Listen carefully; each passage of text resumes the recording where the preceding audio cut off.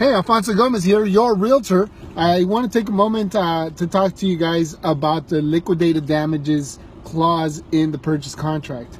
A couple times ago, I spoke about the mediation clause. This is the other clause. So in the purchase contract, you have to initial all pages and sign the last page, 9 or 10, depending if you're the buyer or the seller. But there's two clauses that require you to do an initial on the paragraph itself.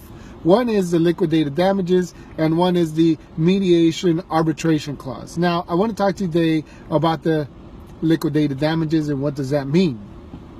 So, the liquidated damages clause, if you don't sign that, okay, if you don't sign that as the buyer, and then the seller also does not sign that, you have an agreement. You can move forward. It's a valid contract. But if you don't sign that, and then the seller doesn't signs it, then you have a disagreement. There's no contract, okay? At least on that clause.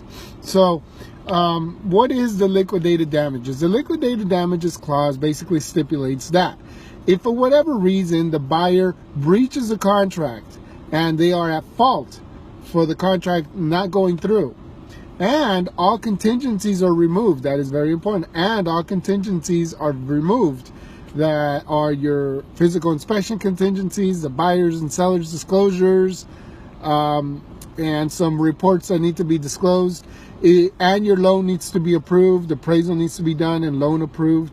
If you remove all your contingencies and the buyer fails to perform and breaches the contract, the seller has the right to keep your earnest money deposit, also known as a deposit, but it's technically called an earnest money deposit when you open escrow, the deposit that you put in for opening escrow. The seller has the right to keep your entire earnest money deposit if it is less than 3%, if it is less than 3% of the purchase price. Okay, so let me rephrase that.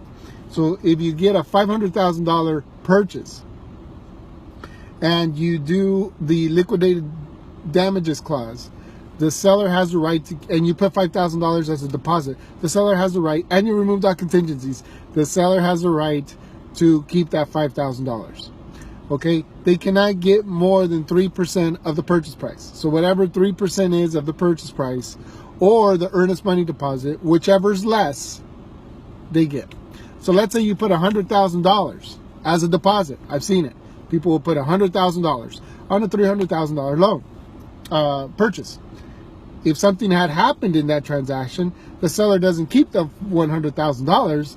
They get to keep 3% of the purchase price as liquidated damages. Okay? All right, guys, that is what liquidated damages is. If you have more questions, please feel free to reach out to me. I hope it helped. I hope it informed you.